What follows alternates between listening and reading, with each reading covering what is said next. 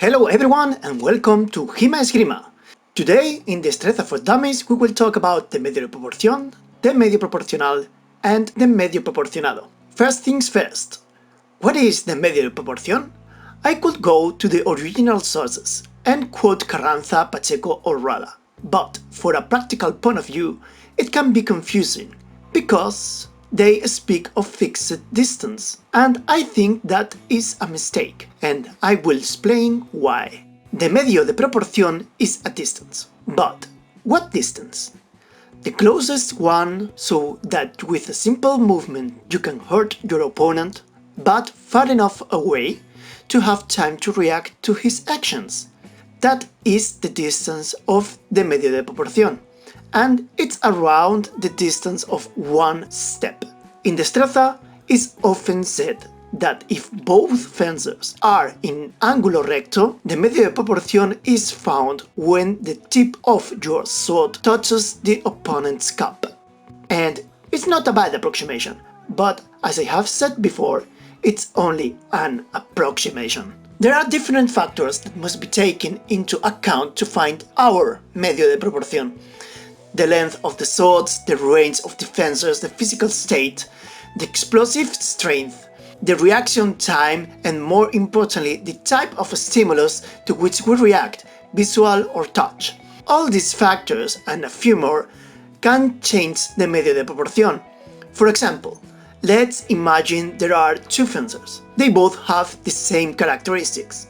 They are just as tall, they are just as strong, they have swords of the same size, everything is the same, except the reaction time. If the reaction time of one of them is 0.25 seconds and the other's 0.20, the second would be able to get closer being just as safe. Or what is the same?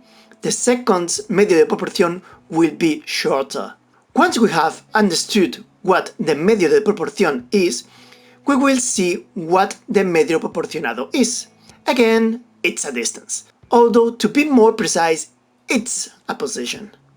And again, what position? Well, each technique has one. For example, a cut has a different position, a different medio proporcionado than a lunge.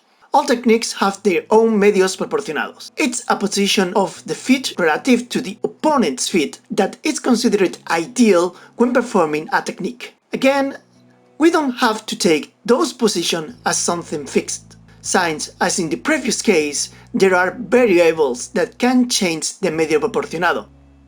From a point of view, a good medio proporcionado is one that allows you to hurt your opponent, meanwhile he can't hurt you. Last but not least, the medio proporcional. As can be seen, some medios proporcionados, the final position, are very far from the medio de proporción, the initial position. This makes impossible or very difficult to achieve the medio proporcionado in one step. The solution came from a third concept, the medio proporcional. If the medio de proporción is the initial position and the proporcionado is the final position, the proporcional is the position between those two. According to Rada, there are two medios proporcionales, one on the left and one on the right. The first is done by moving the left foot to the left and the second by moving the right foot to the right. It's clear that for a right-hander, the first is easier to do and the second slightly more complicated and a little bit slower. Summarizing once again, we will say that the medio de proporción is the safety distance, medio proporcional is the safe approach, and medio de proporción is the safe impact position. I hope all this has helped you. Thank you very much for listening to me and just keep training.